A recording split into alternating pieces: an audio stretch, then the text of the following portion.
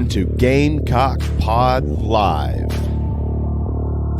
For the next 3 to 4 years, I'll be committed to the University of Gamecock. This is Rogers again to the 25, 20, 15, 10. Rogers scores! Jackie Bradley Jr. delivered for the Gamecocks. Lost it up, looking for Kelly. Touchdown! Can you believe it? And South Carolina is sending shockwaves through the SEC.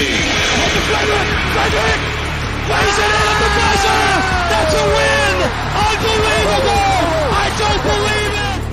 And now, live from Studio 54 of the Gamecock Pod Studios, here's the Cockfather himself, Keith Alsep.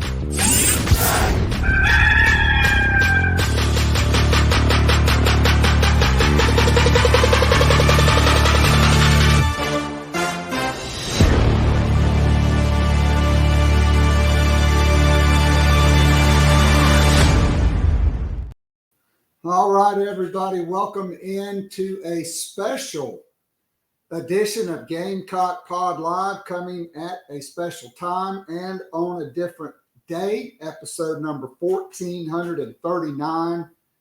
This is our women's college basketball March Madness Roundtable. And in just a couple minutes, we will be joined by 3 beat writers with unique insights, not only on the Gamecocks, as they all 3 have covered South Carolina, but now one that covers LSU, one that covers UConn, and then Payton Titus from the state, who's the birthday girl today. So we'll bring her in and wish her a happy birthday.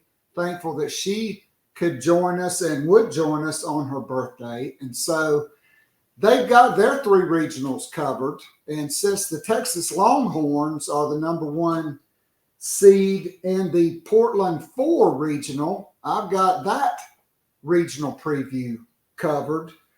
A couple of news and notes from our Nana's Porch, news, notes, and headlines brought to you by that award-winning full-service catering company servicing the greater Charlotte, North Carolina area, Nana's Porch. Whether it's a wedding, a banquet, a corporate event, a big backyard bash with the whole hog barbecue, maybe to have a watch party on one of the weekends of March Madness, Nana's Porch has got you covered. You want to bring in a food trailer for a special event, Nana's Porch voted among the top 3 food trailers in the Charlotte area by the local newspaper poll. And as we all know, their award-winning pimento cheese voted number 1 and number 2 by the North Carolina Specialty Foods Association in the meat and cheese category, with my personal favorite, smoky jalapeno, coming in at number 1 and the delicious regular flavor at number 2. Jump into Nana's Porch chat box, leave your comments, questions. We will get to those. And so I guess, as I'm prone to do, I made a major mistake yesterday when reading the Baseball America Top 25. Arkansas is number 1, not Arizona. I got it wrong. I'll eat that one. So there is that. Dawn Staley, yesterday, right after we got off the show, was named the U.S. Basketball Writers National Coach of the Year for women's college basketball, back-to-back seasons, and 3 times in the last 4 years. Kelvin Sampson won the men's award. I don't know what they're thinking. The quarter zip, Lamont Paris, I think he'll win his share of awards. All right, start times. Gamecock men will take on Oregon, who won the Pac-12 tournament. Former Gamecock Jermaine Cousinard, their starting point guard. That game will be Thursday at 4 p.m. on TNT, and South Carolina's women will open on Friday at 1 p.m. in what we hope will be a sold-out Colonial Life Arena. On ESPN, they will face the winner of the first 4 game, which will be played tomorrow night between Presbyterian College and Sacred Heart. Gamecocks beat Presbyterian on December the 16th, 99-29. I think might have been Malaysia Fulwiley's first career high. But it was also Sakima Walker's career high as a Gamecock with 12 points. So we'll see if they get a familiar opponent. And spring practice has gotten underway at South Carolina. Shane Beamer will meet with the media at 12:30 p.m. today. We'll try to have another podcast with the best of that. But let me welcome in our Powerhouse Roundtable. I guess I'll steal that from George Stephanopoulos on ABC. Bring in our Powerhouse Roundtable. Payton Titus, number 1 from Go Gamecocks and the state. Happy birthday to you. She's celebrating her 15th birthday tonight. Cory Diaz from the Advertiser in Lafayette, Louisiana, with the USA Today Network, who will be the USA Today beat writer for LSU football in the fall, and I think all LSU sports. So congratulations, Cory. Welcome back. And good friend of the program who's gone over to the dark side now, covering Gino Auriemma and the Darth Vader of the women's college basketball world for the Hartford Courant. Emily Adams. Guys, I feel like Christmas is almost here. Welcome in to everybody. And so let's test the volume. Payton. There we go. How are you? I'm good. How are you? I'm great. Happy birthday, Cory. Welcome back in and congratulations to you, my friend. And I guess you will be covering the Albany region, not the Albany region. I did watch Kim Mulkey's press conference. She didn't know how to pronounce it. I find that kind of odd. But then again, there are a lot of things that are kind of odd about her. And Emily, how's the weather? Is your heat like on 75 and you're having to run the pipes to keep them from freezing up there in Connecticut? It did have to come back on today. Unfortunately, we got a couple of days of 50, 60 degree weather. And now we're back down to a low 30s wind chill. So the spring was short lived.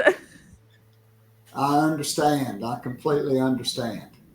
All right. So I'm so excited. I can't thank you guys enough. This is the first time we've done this, and the first time I've had like a mini Hollywood Squares look there with 3 guests on the pod. So before we get started, I do want to get everybody's thoughts because I have not got to ask you, any of you, and we'll start with Cory since he covers LSU, the SEC championship game, and I call it just a skirmish because to me it was kind of a skirmish. Just your thoughts on that, on the SEC tournament, and then update us on LSU's health as we move into March Madness coming up later this week. Sure. Thanks, Keith, for having me on, and Payton, happy birthday to you. Yeah, I think both Dawn and Kim talked about it after the SEC tournament championship game. The way the game was officiated it kind of divulged into what we saw happen late in the game. I can vividly remember first possession of the game, Camilla and Angel, exchanging words and really bumping and banging, down low. And obviously that was for them. They're just trying to set the tone. But the officiating just let that go on for far too long, and it boiled over. And obviously I know probably the casual fan really loved it. But I think for all of us in our space, it's not what you want to see, because I was really sad when it happened. As you know, the refs were looking at the monitor for that 15-minute delay, trying to figure out which players left the bench area, who was going to be, ejected, and any other further, penalties or what have you. I was really sad because we were all being treated to a fantastic basketball game. And now that game, unfortunately, is going to be remembered for the skirmish, which is what Keith, I also called it that too, in my story right after the game. It was not a fight. It was a skirmish, maybe a scrum, maybe.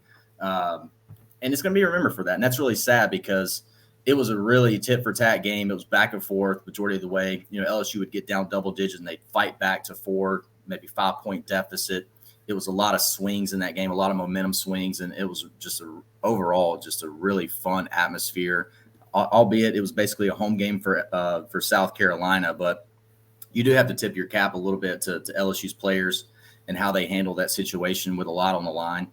And then health-wise for them as they're getting ready to enter into the NCAA tournament here, I don't anticipate seeing last year Poa for the first game. From what we know, just a couple of days ago, she was able to get back to some form of physical activity, i.e. running on a treadmill. And then the day after that, getting into maybe working through some light individual workouts. I don't think we'll see her against Rice. Angel's obviously been taking it easy on her ankle. She would have to lose that foot to not play. So we will see Angel Reese play for sure. I think we'll see probably, an 85% healthy LSU team getting ready to start here in a couple of days at home. And look, let's be honest. I mean, Rice isn't going to really challenge them in the first round. Too much size, too much athleticism on LSU's part. But I would be interested to see how Kim handles, either a Louisville or a Middle Tennessee. I think that's a sleeper game in this first round, is that Louisville Middle Tennessee game. I think that game's gonna be far more competitive than some people are anticipating. No doubt. So what about Michaela Williams? I know she was also limited in the SEC tournament. Was that kind of like a sprained ankle? Certainly she's had, over a week now to kind of heal up. What is her status? Because to me, I really think she's kind of the straw that stirs the drink for LSU.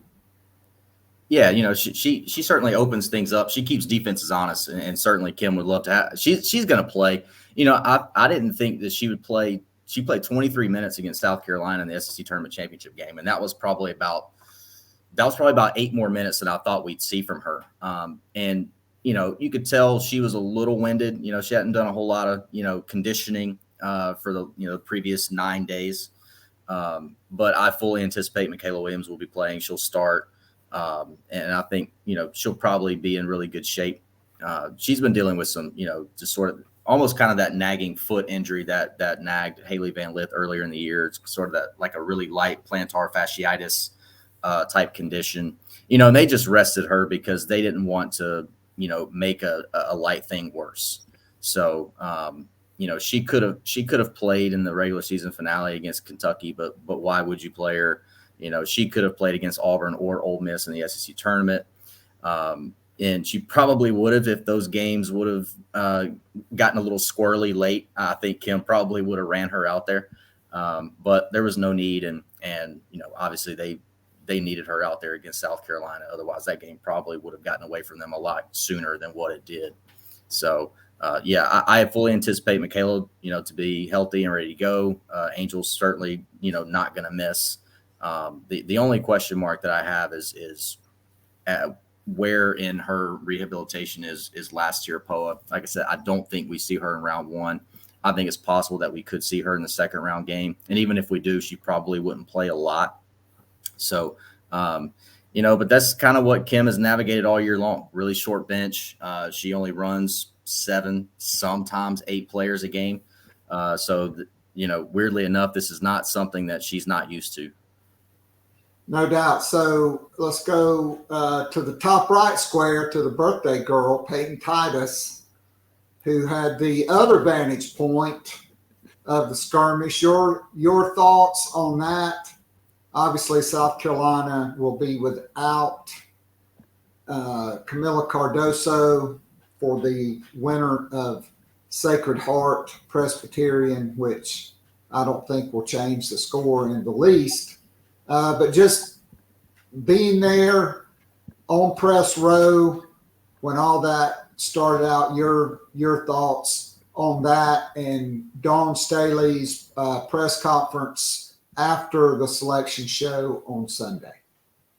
Yeah, I mean, I agree with Cory. It was unfortunate to see because it was a fun basketball game that we were watching. And I've not enjoyed having to take the whole last week after that writing about it and writing about Camilla's availability for the first round game and harping on it and somebody talking about it on the radio. I've not enjoyed having to do that. So I'm sure that poor Camilla probably hasn't enjoyed having to have that at least in her peripheral, if not in her face all the time.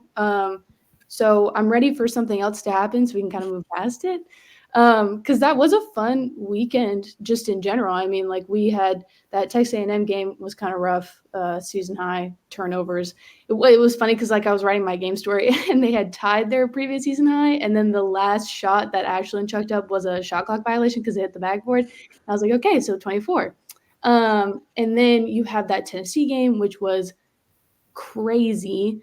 People keep asking me about it. And I'm like, yeah, I think my jaw's still on the floor in Greenville. I don't know if I'll ever get it back. But yeah, it was upsetting to have that kind of be the end and the lasting taste in the mouth of folks for that weekend. But, I mean, we're about to move forward and play and watch a lot of basketball. So, hopefully that can be left where it was and we can make way for news stories. But as far as the press conference the other day, yeah, I mean, it was as funny as it is, it was par for the course. It was just kind of yeah, I mean, they knew they were going to be the number 1 overall seed, only undefeated team in all of college basketball for a month and a half or something.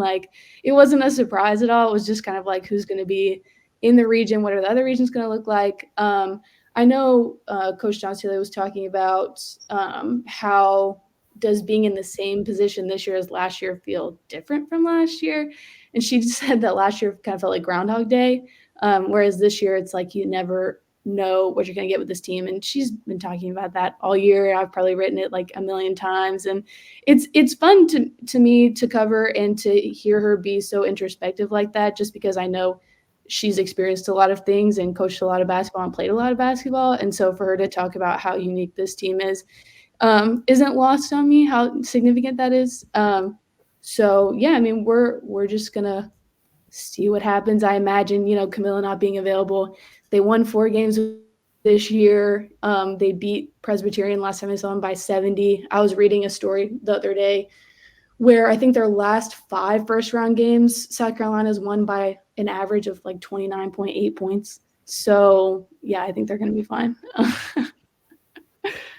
All right, so let's go to a neutral third party here. Our good friend Emily Adams. Emily, I don't know if you were able to watch the game. I don't know if UConn was playing at that same time. But if not, or if so, just your thoughts on the game. And honestly, I'm with Cory and Kim Mulkey, which that was probably the one thing I did agree with her, was come on, 1 foul each with 2 minutes to go in the fourth quarter. And look, people talk trash. Angel Reese, she brags about talking trash. She's from Baltimore. Ashlyn Watkins probably talks as much trash as anybody. I thought it was good that Camilla was talking trash, quite frankly, because to me, there have been too many moments this year where the games have not seemed to matter on the surface of her facial expressions and body language as they probably should matter.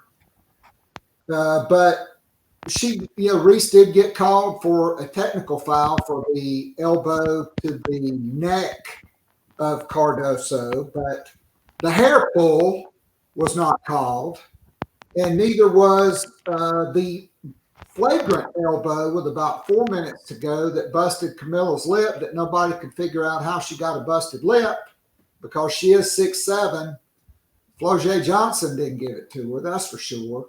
But you go back to the tape and you see it. So just your thoughts on that, and now moving forward into the tournament, and maybe some of your takeaways from UConn, who it appears will be without another player due to severe concussion. Yeah, so I mean, speaking of a short bench, as Cory was saying, I mean, UConn could not be more familiar with that at this point. But yeah, we caught the very end of both South Carolina games, actually, because they were like playing like an hour after UConn in the Big East tournament both days. So I literally got home and turned the TV on as Camilla's 3 fell for the semifinal.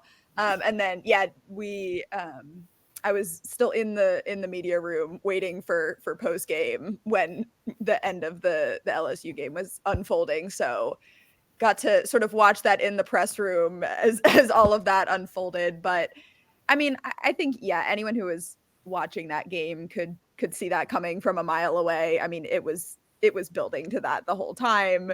It had been building to that during the regular season game. I mean, it was there was mismanagement by the adults in the room for sure. And I think, you know, it was such a good SEC tournament, you know, even compared to last year, which wasn't a bad one, but, you know, South Carolina did kind of cruise its way through that. So it was so much more competitive this year. It was super fun for me to watch just as a fan this time. So yeah, I agree. It sucks that that's going to be kind of the lasting taste, but I also think, you know, the tournament's going to be so good this year. I really don't. I don't think we're going to be talking about the conference tournaments tomorrow, much less in a week. No doubt. So to tell you where I was umpiring a baseball tournament, and my break was during the men's game. South Carolina was playing at Mississippi State at the Hump. I got to listen to that game, and so I'm changing in our locker room to go out behind the plate to call the next game. And so I just do a quick check on my phone, and the score is South Carolina 27, Tennessee 6 or 8, something like that. I guess it was 31-10 shortly after that, and I'm like, no worries. I come back in. I don't even check my phone until I get showered, changed, dressed to go, and then I see that 3, and I'm like, what the hell? You know, happened. But at any rate, we are in March Madness now. I want to dive into that. But first, how about some national awards? Okay, we all know Caitlin Clark is going to be the National Player of the Year. I mean, she might as well be Clark Kent from the planet Krypton. She's here to save the world of women's basketball. And sadly, according to most every national media outlet, maybe not USA Today, clearly when she plays her last game, the sport is dead. They might as well doze over the arena and have tryouts for other sports for all the women's basketball players because the sport is dead. I kid, but the coverage is nauseating. So I think Dawn Staley will sweep National Coach of the Year. I will say this, because I was really breaking down the 4th number 1 seed. Had it not been for Dawn Staley's perfect season, back-to-back after losing all 5 starters and 7 players off last year's team, I think Vic Schaefer should be would certainly garner a lot of votes for that award. Losing Rory Harmon, who's probably the best point guard in the country. I don't really consider Clark just a point guard. What they've done is nothing short of incredible. And then, to me, I don't know who will win the National Defensive Player of the Year. I don't know if Cardoso will have that incident held against her or not. but she also doesn't even lead her own team in shots blocked. So that's kind of up for grabs. And then to me, I think the sport, you look at Juju Watkins, a National Freshman of the Year potential. She leads Southern Cal to their conference tournament championship. Hannah Hidalgo, who's been since the jump in Paris, which a couple of you got to see up close and personal. She led Notre Dame to the ACC conference championship. She was the tournament MVP. Madison Booker, who's a 6'1" forward who got moved to point guard after Rory Harmon went down. She led Texas to the Big 12 conference tournament championship and was the most outstanding player. And then Malaysia Fulwiley, who also went viral in Paris, even though she's only started a couple of games, she was the most outstanding player, and South Carolina does not beat LSU without her unbelievable performance in that championship game. And Michaela Williams at LSU, who's really been critical. Like, I think Anissa Morrow, just from afar, it kind of took her a little bit of time to adjust, but she's playing fantastic. Angel Reese, fantastic. Floje Johnson. But Michaela Williams, I had no idea she was as thick and her stature for a guard who can really absolutely a knockdown three-point shooter. I mean, to me, those are the top 5 freshmen. I think it's probably Watkins or Hidalgo because they've led their team. Let's go with Payton first, and then Emily, and then Cory, and get your thoughts on award winners and the top freshmen. Yeah, I think Player of the Year and Coach of the Year are pretty much locked up. I don't really see anybody else getting either of those, even though it is interesting, like looking at as far as All-American team stuff, like really having to split hairs to figure out who makes the first team, who to include in the group of the 3 teams, because there's just so many talented players. So I think you're really kind of getting in there, and like, I know when I was putting my teams together, I was pulling up like EFG and like win shares and all this kind of stuff, trying to be like, well, how can I, because like these 2 people really deserve it, but like I only have space for one more or whatever kind of a thing. So but that's fun for basketball, and that's fun for us who just enjoy watching basketball. And as far as top freshmen, I mean, yeah, I think you hit the nail on the head. Like these, it's unfortunate for them timing wise that they're in at like the grand finale of Caitlin Clark's college career, because otherwise I think you could put some of those players in as Player of the Year candidates. I thought you could make an argument for Hannah Hidalgo to win ACC Player of the Year, period. I understand Liz Kitley also had a great season, so I don't think it's like unfair or anything, but you know, I thought she killed it. And I think the fact that she's a Naismith Defensive Player of the Year finalist too, as a guard, like steals versus block shots, and being able to be on that kind of stage and included on a list like that with those players is really saying something. I enjoyed watching her in Paris. I'm intrigued to see how this Albany 1 region goes. I know I remember at the watch party for the bracket, we saw that Notre Dame was the 2 seed, and I saw Coach Daly kind of be like, and I'm sure she doesn't really want to face that team again, and I don't blame her, even though they are dealing with some injuries and such. But yeah, she's electric. I've really enjoyed watching her. Juju, obviously, like you don't even have to say anything. But yeah, that's my take. Emily? You're muted. Sorry, dog's barking today, so we've been going in and out. Yeah, I think, on Hidalgo, I mean, I would argue she should win Defensive Player of the Year. I mean, she's an incredible on-ball defender outside of just the way that she hawks on the perimeter. She's not bad in the paint. She kind of does a little bit of everything for them. I agree. She would have been my pick for ACC Player of the Year as well. I think she's more versatile than Kitley, and there's so few bigs in the ACC. I think she's playing harder competition on a day-to-day basis in her one-to-one matchups than Kitley is. So yeah, I mean, I love her. Freshman of the Year is certainly between her and Juju. I think they're kind of the clear cut above for me. Between the two of them, thoughts and prayers to the voters. I don't know how you pick one. I couldn't. I'm glad we didn't have to for the AP awards.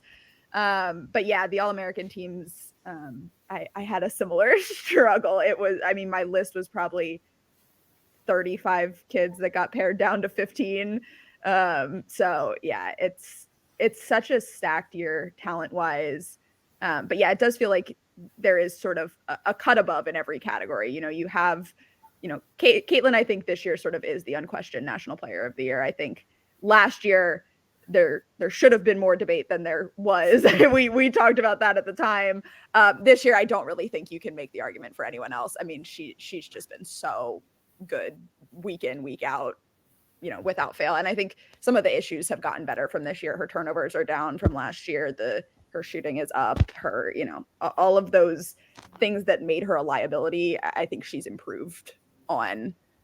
So yeah, I think that's well deserved. And then obviously, I mean, yeah, I don't think you can seriously consider anyone but Dawn for Coach of the Year after what they did. But yeah, Vic's a good one. And I'd throw out Lindsay Gottlieb too at USC. I mean, to turn that program around the way that she has in this short of a time and to really kind of restore that legacy has been just so impressive. And I mean, even with a player as talented as Juju to translate a freshman to the court that quickly, that requires some coaching for sure. So yeah, I think that's the only other one that is kind of my runner up. But I think it's Dawn's to lose for sure. Cory? Yeah, I agree with what Emily just said there. I'm not sure if Dawn is going to be the unanimous National Coach of the Year because of the job that Lindsay has done in Los Angeles. I mean, because a big part of coaching, right, is constructing the roster, and she's done that. She went and got Raya Marshall and Mackenzie Forbes. I mean, she's got these players from the Ivy League that she brought in, and they've been difference makers for that team. I mean, I don't think Juju has the kind of year that she's had, without the solid play of her supporting cast. But it is Dawn's award to win. I mean, let's don't kid ourselves. Replacing 5 starters is asinine, and she somehow did it. So she will win it. But I do want to lend some credit to Lindsay because just watching her and her team play from afar has been just super fun to watch. To the defensive player, when the semifinalist list was announced, or really even dating back to before that, I had a little bit of an issue because I know Angel Reese is on that list, but I have felt like for 2.5 months now that the best defender on the team was Anissa Morrow. I mean, she leads the team in steals, and it's because of those plays that she usually gets the offense going because of her stealing the ball and her playing lockdown defense on the player that she guards. So I thought that was a bit of an omission there from, the Naismith, that defensive player of the year voters. I thought Nisa should have been on that list. But a lot of these awards, especially on the women's side, right, it usually goes to a player, like Caitlin Clark. I think defensively, Cameron Brink's probably going to be your defensive player of the year. It's because she's been on that awards list, all 4 years that she's been in Palo Alto. I think that just comes with the territory. So I would be shocked if someone other than Cameron Brink won it, although Hannah Hidalgo has had a tremendous season. But a lot of the voters think this way. Well, she's a freshman. We'll see her and continue to watch her play for 3 years. She'll have her time. I'm not going to be in the room, but I can hear them and I can see what they're saying. They're going to justify voting for Cameron Brink over Hannah Hidalgo because of that. So, freshman of the year, I mean, I purposely got to the T-Mobile Arena in Las Vegas early to open the season because the first game of the year was USC Ohio State. I wanted to watch Juju Watkins play. And of the 3 games that I watched, 2 women's and the men's game that was in between the women's games, she was the best player I watched play basketball that day.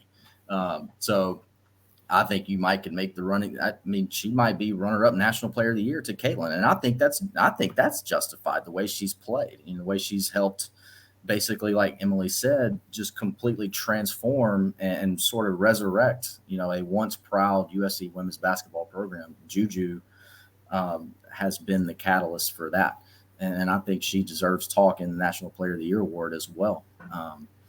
That's kind of how it shakes out for me. I mean, I could talk about Caitlin. The thing about Caitlin Clark to me is I think she went from being a good passer to a great passer from last season to this season. And that's obviously helped her overall all-around game. And, I mean, she should be National Player of the Year. I don't think there's any question about that. Yeah, I mean, no doubt. Look, to me, I think after her, I think the next 3 players could be freshmen on the National Player of the Year. Juju Watkins, Hannah Hidalgo, and Madison Booker. I just don't think what she has done leading that team in the face. Like, I remember having a conversation with Emily, and we were talking about it, and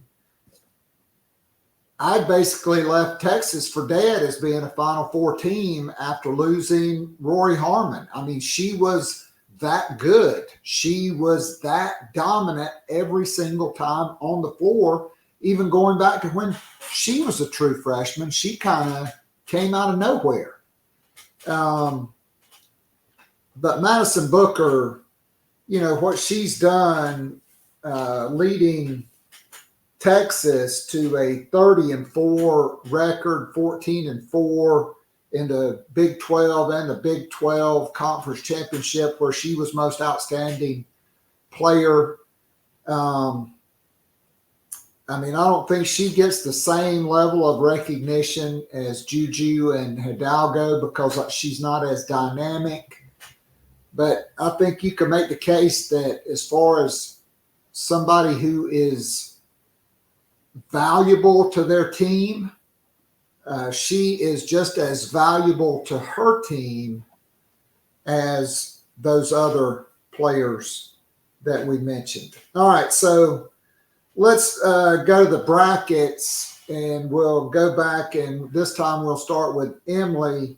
Just general thoughts on top seeds, and then maybe any sleeper or Cinderella teams. For me, that's really anybody past a 3 seed in the women's tournament, right? Like a 10 seed, we haven't reached that point to where a 10 seed like a South Carolina in 2017 on the men's side, or Wichita State, or Porter Moser at I can't even think of where he was before, or Brad Stevens when he was coaching is going to lead a double-digit seed to the Final Four. But just your thoughts on the brackets, who got the easiest and who got the toughest. I think those are layup questions. Those are Shane Beamer kind of questions. He loves those softball questions. Those are kind of the only ones that doesn't piss him off, since that presser's coming up here in under an hour. We'll start with you, Emily. Yeah. I mean, that Albany 2 regional has obviously been talked about already, but I mean, that one is going to be a doozy. I think. Is it Albany or is it Albany?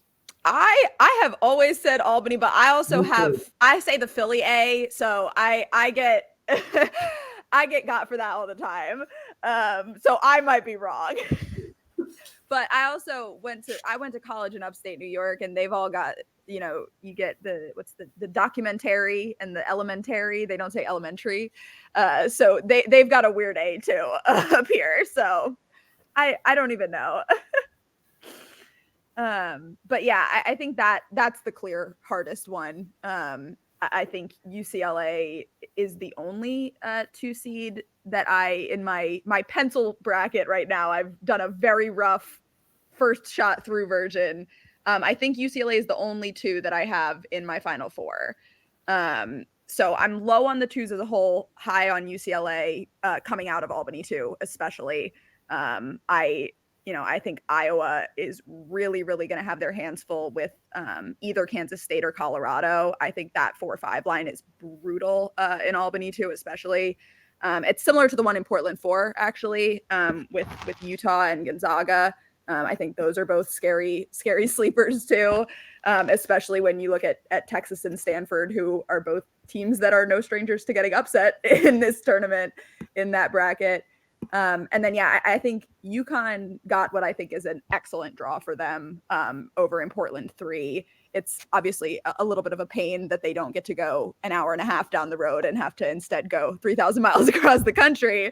But I think they really couldn't have asked for a better bracket setup with the way that the field is stacked this year. I mean, I think, USC of the 1 seeds, I think they match up the best with, probably. I mean, next to maybe Iowa. I mean, if I get to watch Paige Beckers play Juju Watkins 1v1, I think I might not get out of that game with my emotions intact. I think it would be such a fun matchup if we can get that in the Elite Eight. But UConn Sweet 16 could also be super interesting if Ohio State is there again. That's the team that upset them last year, gave them their earliest exit since I think 2005. It had been a long time since they had gone out in the Sweet 16. So there's a little bit of a revenge game potential there. So I think the committee did a really good job, not necessarily in making the competition even, but in putting the narratives together. I think there's really good, interesting games in every bracket from round 1, through the end, no matter kind of who wins. You're going to see teams play each other for a second time. You're going to see revenge games. You're going to see rematches from last year's tournament. And I think that's really cool. I'm down for the committee prioritizing storylines and content. I think that's good for the sport. Okay, Cory. I'm gonna have to disagree with you, Emily. I don't like the I don't like the rematches.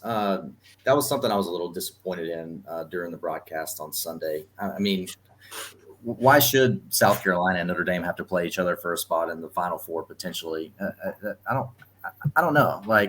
That didn't really sit well with me, and I think the biggest issue the committee faced, right, was the conversation that they had between Texas and Stanford for that final 1 spot. I guess with Texas winning its league tournament, you had to give it to Stanford, or you had to give it to them over Stanford, and that probably set off a chain reaction of them feeling like they couldn't really avoid, some of these, possible rematches. I mean, South Carolina could play North Carolina in round 2, and they've played each other this year.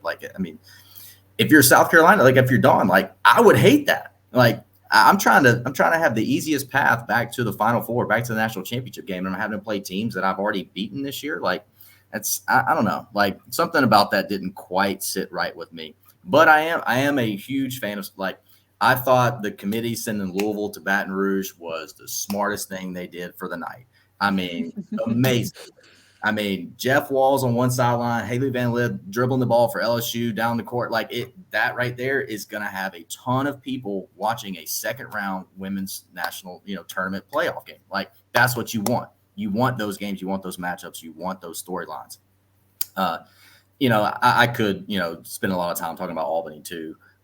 But to me, I go to Portland 3 because, Tayana Jackson at Kansas, how she matches up, with USC, with, Raya Marshall and, those inside of USC, I think is going to be a really fun second round game and probably a game that is going to be tighter than a lot of people think. I think USC beats Kansas, but that's going to be a really fun game. I hate that we're likely not going to see Elizabeth Kitley in the tournament because this is usually the time of year where we see her play her best basketball.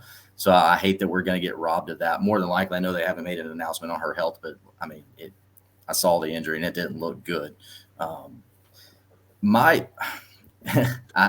This is good. May sound crazy, but my sleeper pick here is Tennessee. I think the committee really gave them a gift by seeding them as high as they did. Mm-hmm. I personally wouldn't have had Tennessee that high if I was in the room. But by them putting Tennessee on the 6th line, I think they match up really well with NC State. I think they match up really well against Stanford. I can easily see a situation where, Tennessee and either Texas, and I think Texas should probably be a little scared of Utah because I think Alyssa Peely is one of my favorite players. I think that that potential matchup could be really fun in the Portland 4 region.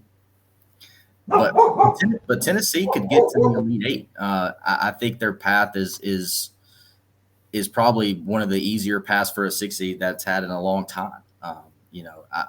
I always love watching Rakia play. She's one of my favorite players as well. I think she's the most dynamic player, in the country right now, over Caitlin Clark and anybody. Just the way she's able to score and how she gets her teammates involved and how she affects, how opponents try to defend their team. Tennessee could get there. So that's the team that I think that I'm most eager to watch as this tournament unfolds over the next few days, is just how Tennessee, look, they should have beat South Carolina in the SEC tournament semifinals. How do they spin that? How do they channel what should have been a win for them, an upset win, giving South Carolina its first loss of the year? Can they channel that into something really positive and make a run here in March? I'm really intrigued to see if Kelly and the Lady Vols can do that. Good stuff, Payton. Yeah, I agree with Cory. Actually, I was going to say Tennessee is my sleeper as well. They picked a good time to start playing some of their best basketball of the year. They are the team that played South Carolina the best all 3 times that they met. So I could see them, surprising people. I was also surprised by their seeding. I was surprised by the number of SEC teams that made the tournament, I think, just kind of in general. I know the Columbia head coach was talking, I want to say it was before Selection Sunday, but I saw it after Selection Sunday, and she was talking about, why do we have these SEC teams that are have lost a bajillion games, and then you have programs like us where we're trying to schedule more people, we're winning a lot of games, people don't want to play us, and so then we get stuck in a play-in game, as opposed to a more seemingly just seeding. So I thought that was interesting. I also, and this isn't a knock on Texas at all, but I was surprised that Stanford wasn't that other number 1. I thought the Pac-12 deserved 2 1 seeds this year. We were watching, actually, it was right after Dawn finished her press conference at the selection show party, and we were watching it on the TV in the media workroom, and we saw it flash up, and she was like, conference championships matter. And I was like, thinking back on that, I was like, girl, that's easy for you to say because you keep winning them. But significant splitting hairs kind of a thing. But I just thought, yeah, it's interesting. I also, Albany too, not to harp on that, but dang, that's stacked. And I don't necessarily always agree with what Rebecca Lobo has to say, but I thought kind of hit the nail on the head, and that if Iowa is the 2nd overall seed and a 1 seed, and they should have gotten probably the 2nd easiest path to the Final Four, and they definitely did not. So I thought that was interesting, especially if you want to talk about narratives and stuff. You put Iowa on that side of the bracket and South Carolina on that side of the bracket for a reason. And so I thought it was interesting that they gave them such a hard path, but I'm sure they don't consider these things and all of that jazz. But yeah, I'm interested to see what happens. I have mixed feelings about the rematches because I think it's kind of fun to see as far as how teams grow over the course of a season. I'm interested to see how Mylasia, Fulwiley, and Hannah Hidalgo stack up this time with each other, because I feel like defense, if they were to meet, I feel like defense is a big area in which Mylasia has grown since Paris. And then Hannah, obviously, she's just kind of coming to her own. And I imagine if they do reunite, that it will be Hannah drops 30 and South Carolina wins, exactly what happened in Paris. I don't think it'll necessarily look exactly the same, but pretty much same kind of box score end result type of thing. But Yeah, I think as far as my Final Four goes, though, I think I'm gonna have to save that. Oh, I Save think that. we'll get to that Save now. that. I'm done. We'll get to that in just a minute. All right, so for me, I'm with Cory. Like, this is literally like the 50th time South Carolina and North Carolina will play in either the Sweet Six, second round, Sweet 16, or Elite Eight. Literally, every freaking year, South Carolina has to play them, even though North Carolina refuses to play South Carolina ever since Dawn Staley started winning big. Maybe that's why they do it. I don't know. I didn't really like Notre Dame either. Like, that's just another team that you faced. To me, Tennessee is interesting because, Kentucky beat South Carolina. They did beat them in the SEC tournament finals and did nothing. And Kyra Elsie never capitalized on that. And now, she's without a job. But Tennessee is very interesting for all the reasons, Cory, that you pointed out. But they're also, it's to quote Forrest Gump, they're like a box of chocolates. You never know what you're going to get with them. Like, they could lose to Green Bay or certainly NC State there in Raleigh. And if that happens, maybe Carol Lawson, after the NCAA tournament's headed home to Rocky Top, because I do think Kelly is coaching for her job. But I also agree that I could see Tennessee getting to that Sweet 16 game with Stanford to go to the Elite Eight and face the winner of the top half of the bracket. Like in Portland 4, I think Alabama and Florida State may be the best 8-9 game in that. Then you've got Gonzaga, Utah as a 4-5. How does that shake out? For me, Oklahoma is really the sleeper team that could give South Carolina a run for their money on that half of the bracket. They beat Texas both times they played. So I like them. Look, we all agree Albany, too, is the toughest regional. But I mean, look, like I said, when you have the player from the planet Krypton that's here to save the planet, I mean, I may be completely off base on this, but to me, Caitlin Clark is to Iowa what Larry Bird was to Indiana State. Okay, y'all probably don't even know who Indiana State is. Okay, because since the hit from French Lick ran into Magic Johnson and Michael Michaud in the national championship game, they've been irrelevant. I think Iowa, after Caitlin Clark, I don't see another player like that ever going to Iowa. I could be completely wrong. I don't know why Iowa got picked next year for that elite tip-off event in Charlotte, but they did. Caitlin Clark, she ain't walking through that door, but I'm sorry, Keith. They did a few days ago. They get a 5-star commit from Addie Deal, and she's pretty good. Now, look, Caitlin Clark, generational talent, no question about it. But they Lisa's got some really good players coming in. All right.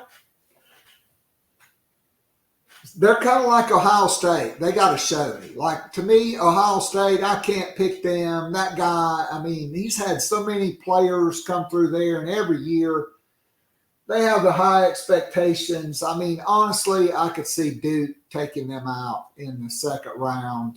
I do think UConn has a favorable bracket, but I am interested, if UConn can make it out of there. Is it Southern Cal? Baylor. Baylor is another team that was right there with Texas. So, I think that's tough. I mean, for me, I can't wait just for LSU and UCLA. To me, the team that wins that's going to be a knockdown, drag-out battle for 40 minutes. And, then in less than 48 hours, you're going to be playing Iowa, probably. Although I do agree, Kansas State beat Iowa. Akoya Lee is the real deal. I think when they played in the rematch, she was not in that game. Colorado, we know what they did to LSU on the opening night. I think that's when Kim Mulkey had taken the Liberace tour and swiped one of his jackets, the one she wore the night of the South Carolina game, and had Coca-Cola stamped on it. But, you got them. I agree. Louisville, LSU, I am here for that. That will be interesting. Could that be Jeff Wall's last game as the head coach at Louisville? Does he take the Kentucky job, or for the 20th consecutive year? I exaggerate, but it really, for about the last 8 years, it seems like his agent or somebody floats his name for a job so he can get a better contract. I'll be shocked if he leaves, but we'll see. So those are my thoughts. And so let's go back to the birthday girl. Talk about your regional, which is South Carolina's regional, which is Albany won, not Albany won. And then your Final Four picks. Yeah, so I was doing a write-up on this yesterday, basically just a few quick facts about every team in South Carolina's regional. And there are 5 teams, I believe, in this part of the bracket that South Carolina has played and beaten this year, which is kind of wild. So there's that. I mean, it really, unless the North Carolina game gives them trouble, which genuinely I don't think that it will, even though being in Chapel Hill and watching that game early in the year, that was the closest I came at that point to writing about a loss. And I was kind of freaking out because I was oh, I haven't had to cover a loss before. What am I going to do?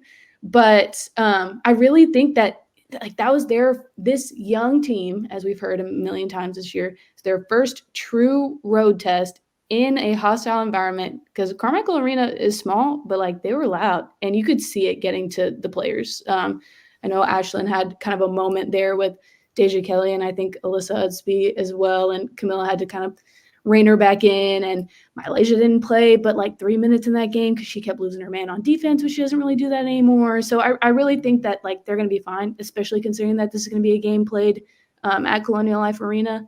I don't really see South Carolina in danger necessarily here, unless Notre Dame somehow became a thing. But again, I mean, they lost a player who tore her ACL in the ACC tournament, and I think that they'll kind of go as far as Hannah takes them, which could be far, but I don't think necessarily past South Carolina.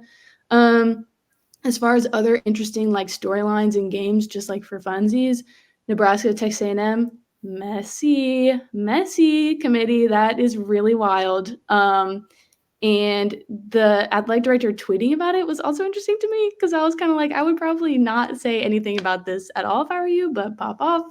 And then Oklahoma, FGCU, I'm interested by that because, yes, Oklahoma is a good team, but FGCU is I think I read this the other day, winningest 12 seed ever. So I would not be opposed to seeing an upset like that early on in the tournament and see kind of how far FGCU can go and play spoiler.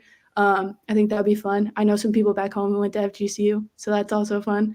But yeah, otherwise I think this is, South Carolina's region to win, obviously. I mean, being the number 1 overall seed, but I don't necessarily think that they're primed to really be challenged as far as getting out of there. And then for my final four, I think I agree with Emily that I've got pretty much all 1 seeds, except I don't have Iowa there necessarily, just because like it's not hate to Iowa, but they've been beaten this year because it is the Caitlin Clark show, and you can have important performances from other players, but like I don't know that her supporting cast is consistent and strong enough to survive in a tournament like this. I just don't think that they have the group that they had last year to be able to win games like this, playing so often.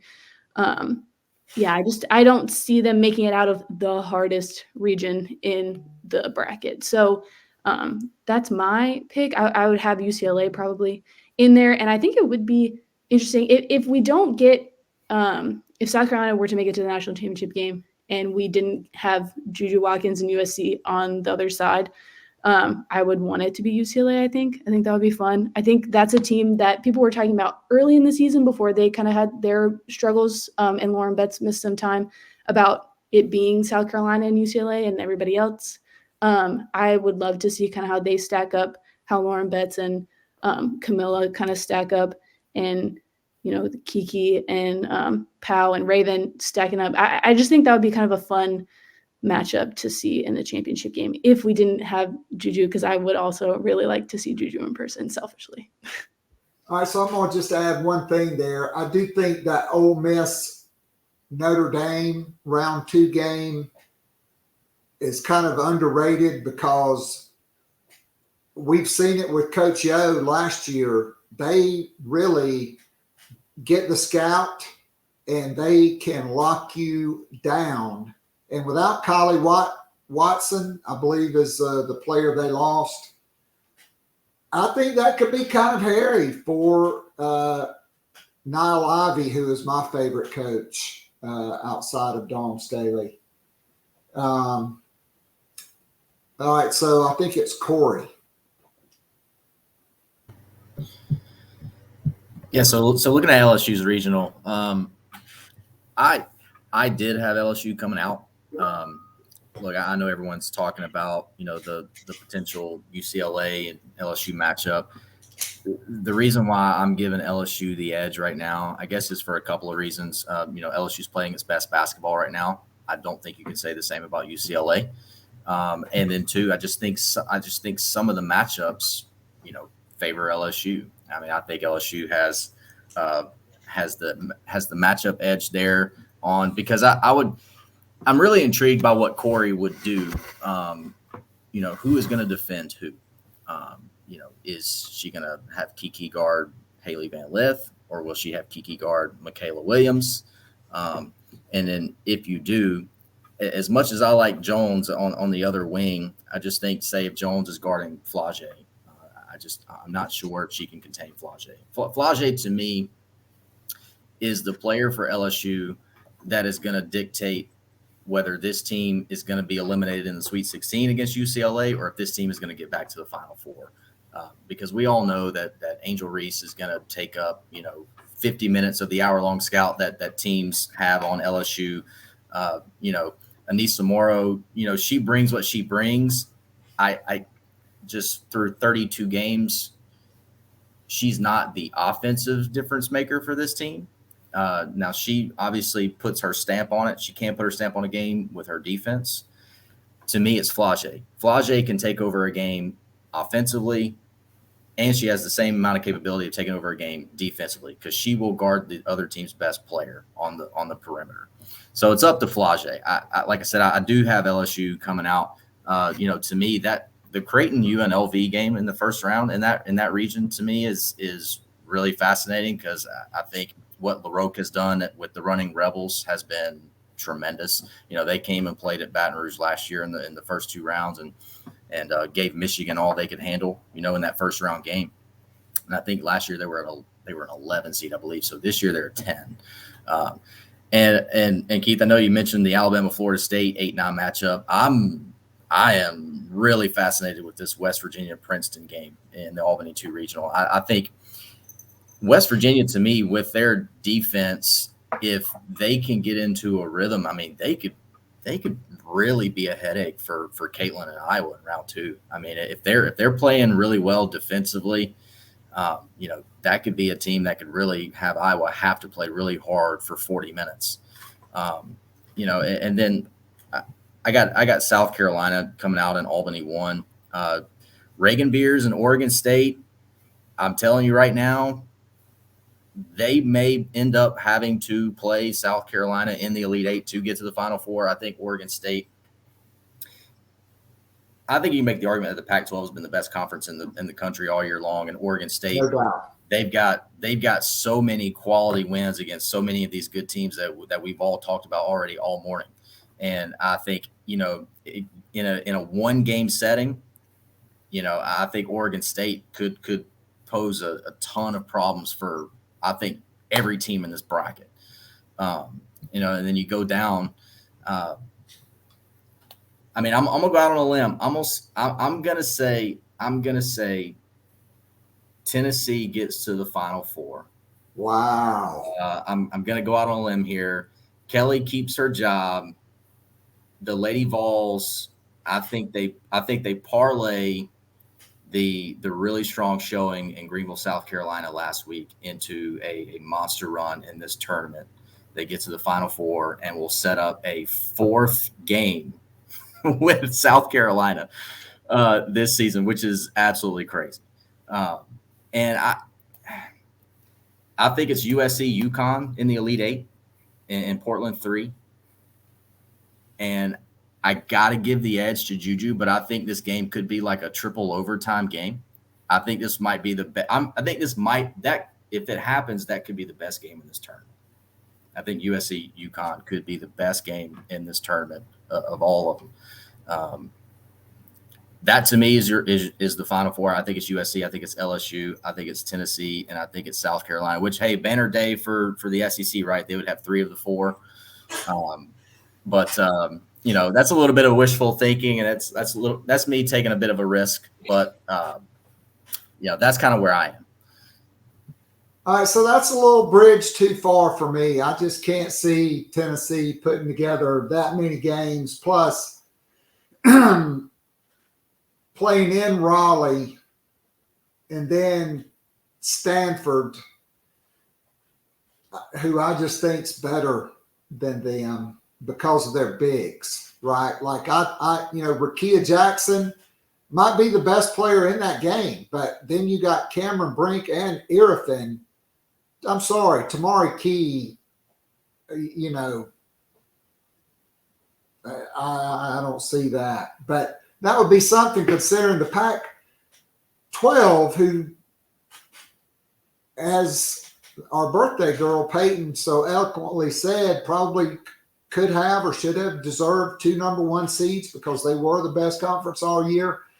But look, I am all for Dawn Staley and Kim Mulkey in the national championship game. Just in the pregame or the night before, let's just settle it and let Angel Reese, who Kim Mulkey said she wished Camila Cardoso would have shoved.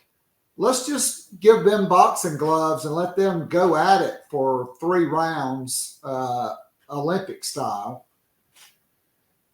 But so for me, I always thought in Portland 4, it really didn't matter. It was going to be Texas and Stanford. It was splitting hairs. It's just going to be what color jersey those teams will play in the conference final if they make it that far.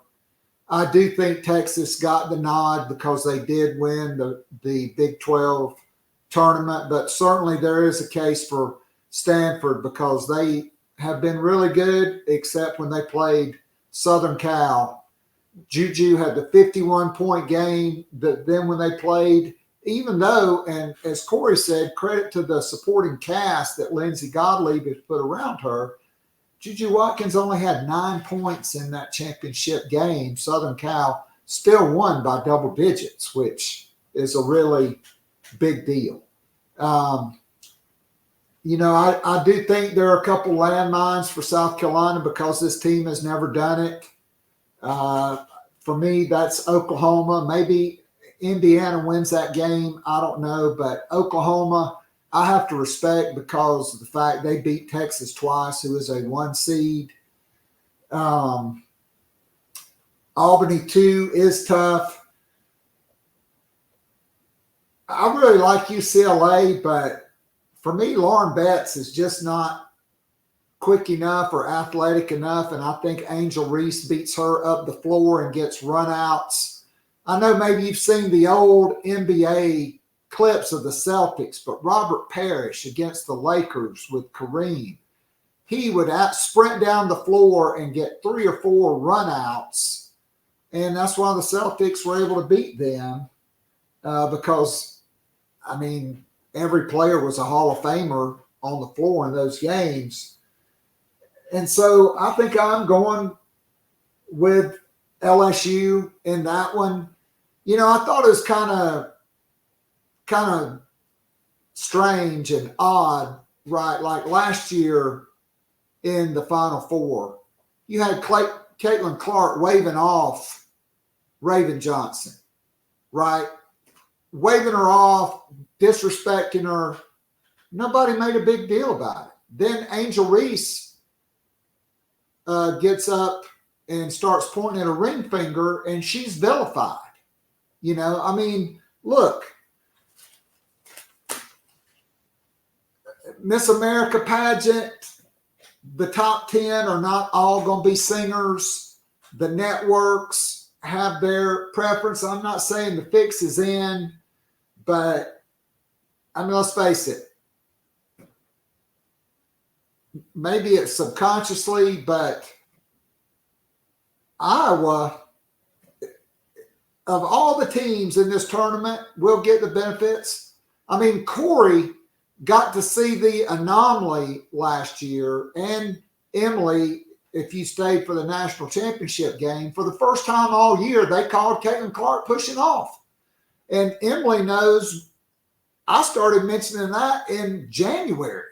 And I was kind of nice about it. I was like, man, Caitlin Clark's kind of crafty how she's able to create space with her left arm. And then the more you watch her, the more you see, hell, she's getting away with like Michael Jordan level stuff. I mean, she gets to do whatever the hell she wants to do, and rarely is she punished for it in that national championship game. And then all of a sudden they came down on the officials for calling Caitlin Clark for doing something she'd done for 30 games. Push off a lot with her left hand or arm to create space to shoot the ball. So I'm just saying, subconsciously, ESPN, it's kind of like Jack Nicholson and A Few Good Men. Deep down in places you don't talk about, you want me on that wall. You need me on that wall. Does ESPN and the officials feel like they need Caitlin Clark in the Final Four? I mean, look, as horrible as women's basketball officiating is and has been, which I've been on that soapbox for years, who knows what could happen. But to me, I think it's LSU because look, I am a famous or notorious Kim Mulkey insulter, but she is a Hall of Fame coach. She will have her team ready to go. And, you know, honestly, you can make the case that LSU and South Carolina have the best 2 starting fives in the country. LSU does not have the bench. Texas, quite frankly, is the only team that rivals the depth of South Carolina. They play 9 players over 15 minutes a game, just like South Carolina does. So for me, it's South Carolina. Man,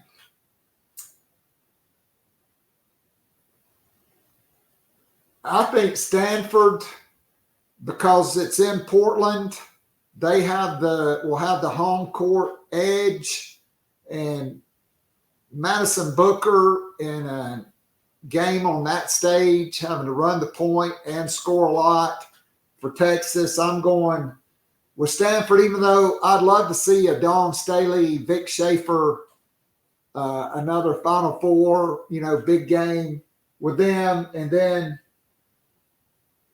I'm going with the best player, and that is Juju Watkins. But would it shock me if it got to it in the Elite Eight, if it's Southern Cal and UConn, if Gino made his way back to the Final Four, because Paige Becker's not the athlete Caitlin Clark is, but so crafty and so capable of carrying her team. And I'm like Emily, I just can't wait.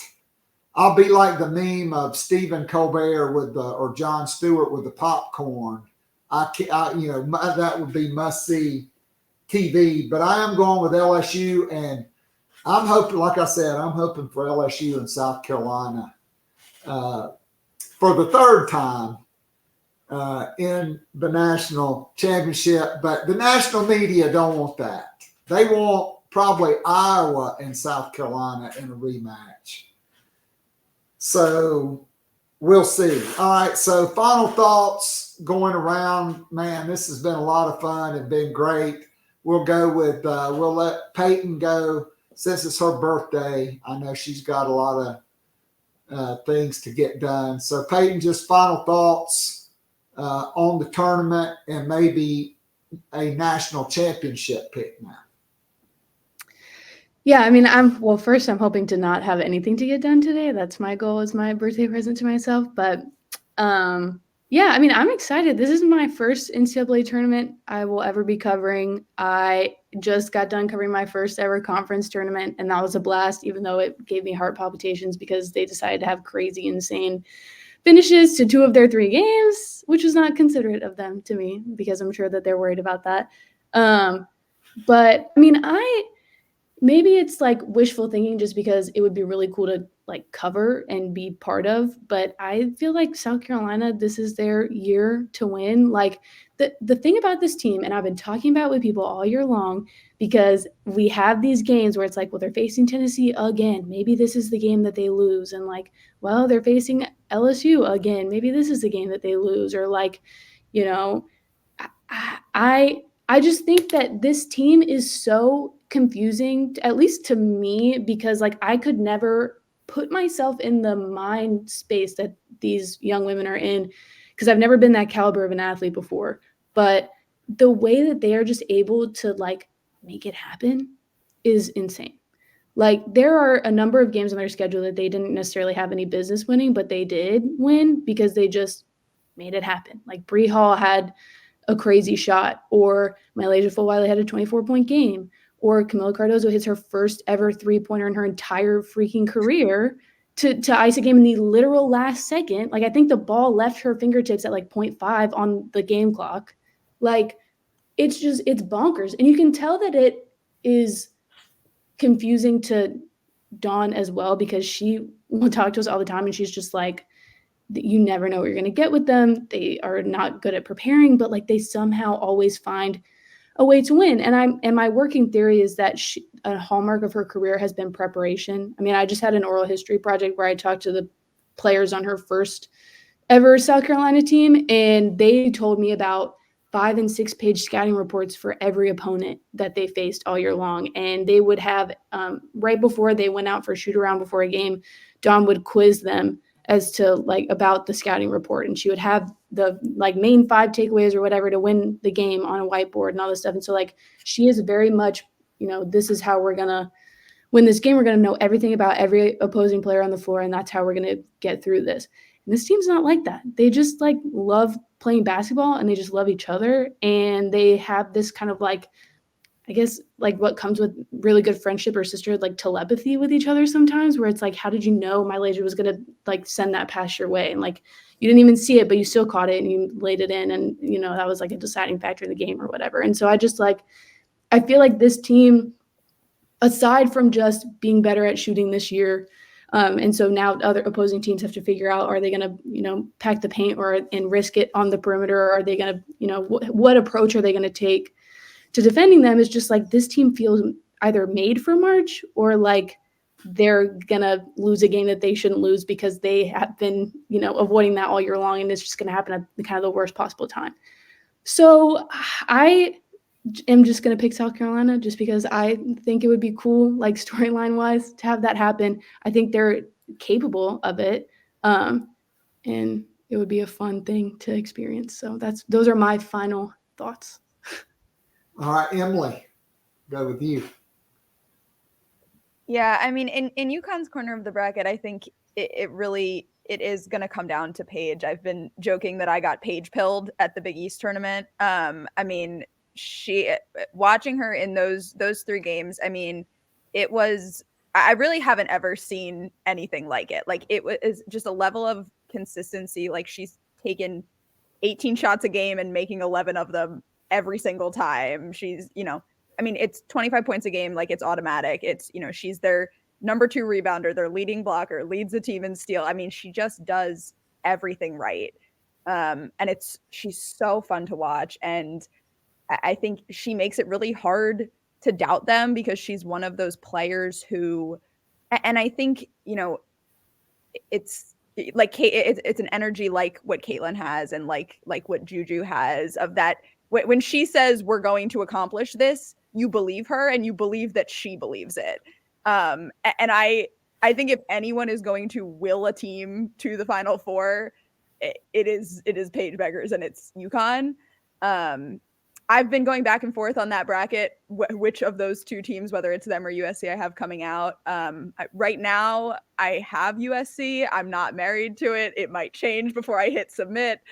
But yeah, I have South Carolina obviously coming out in 1, UCLA in 2, and then I mean I like Utah as a sneaky little option down there in Portland 4. I think they're getting underestimated a lot. I think a lot of those lower seeded Pac teams are. Frankly, I think Colorado is gonna give Iowa more problems than people are talking about now if they end up in that matchup.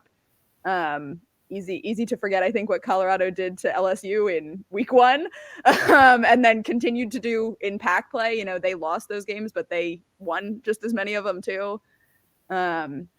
So yeah, I mean, it's just such a fun year because it feels like there's 8 or 9 or 10 teams that are legitimate national title contenders. And that's in a year where we have a team coming into the tournament undefeated, which feels crazy. Like, I think last year we went into the tournament and it really didn't, at least to me, it didn't feel like anyone but South Carolina was really truly in the mix. Like, it was kind of theirs to lose, and either they were going to lose it or they were going to win it, but it was going to be on their terms.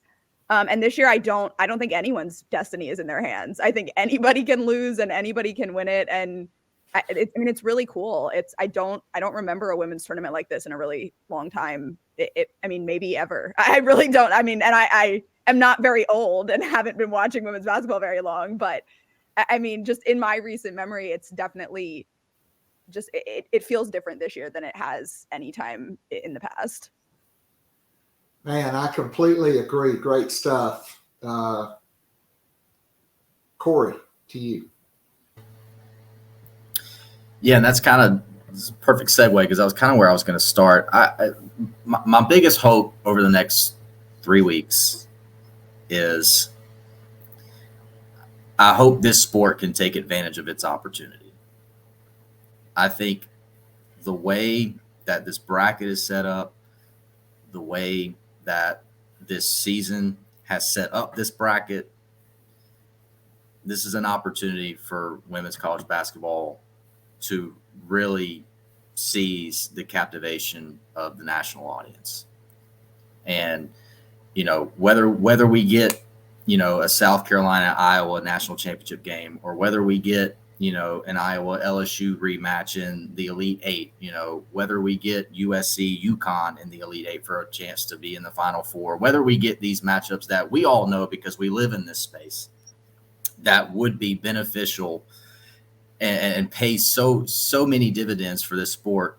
If we get these matchups, I hope that, the ESPNs and the other national outlets that, even if it's just in passerby settings where they cover this sport, I hope they come in and they give as much ink as possible to these women that play this game, to the matchups, the coaches on the sideline, the assistant coaches, everyone involved, because this to me feels like, I saw an article the other day, and I think it was 100% true, that the women's tournament is far more captivating this year than what the men have going on right now. And I wholeheartedly agree with that. And I don't think that this is the end of it. I think this is just the beginning. And the reason why I say that is how I'm going to close this, is that I think we get South Carolina, USC in the national championship game, and the crown is passed from Caitlin to Juju Watkins, and Juju takes this sport into the next step. I think that's what we get here, and that right there will be the signal to the audience who would be tuning into that game, who watched both Final Four games, that the future of women's college basketball is in great hands. Paige is coming back. We got her coming back.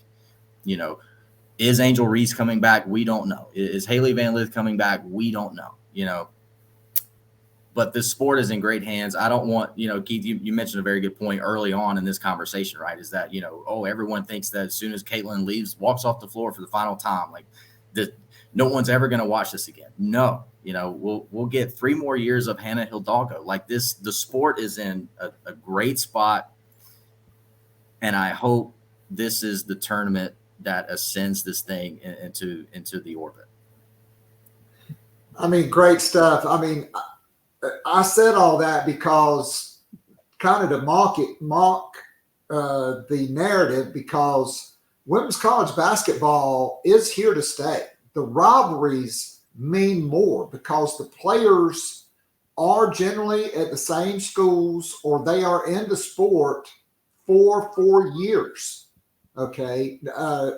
And I think there's the WNBA is passing a new thing to where they will have to play 4 years of college basketball before they can go to the WNBA. But you talked about, Paige Beckers is definitely coming back. That team that Gino will have next year with his freshman class, right?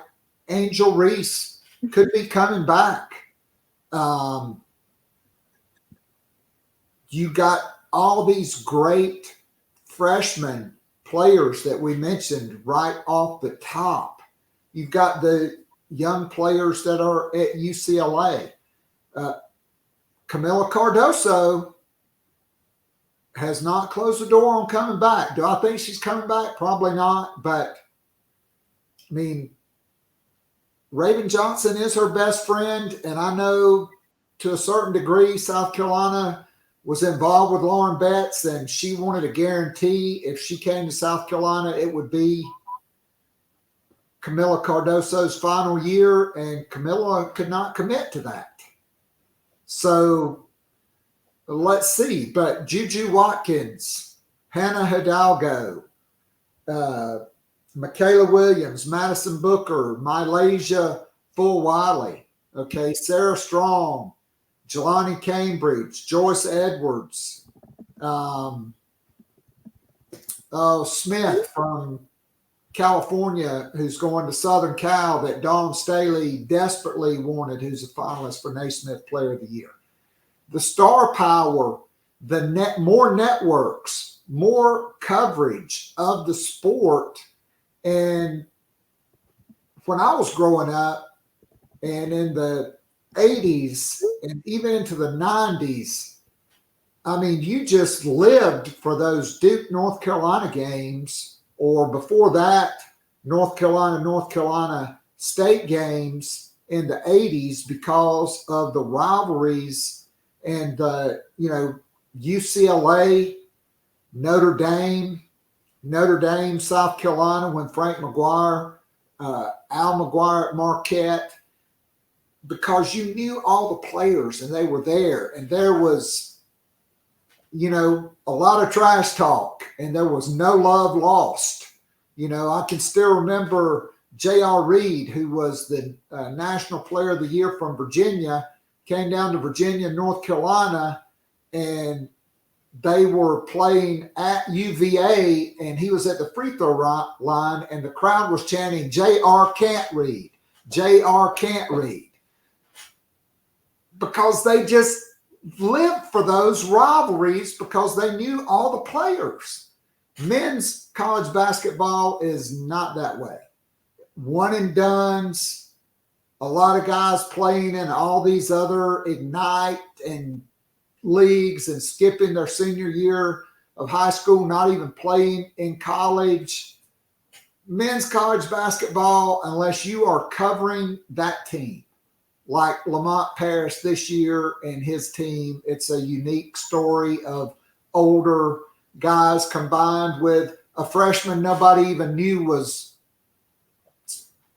not even on the radar, Colin Murray Boyles.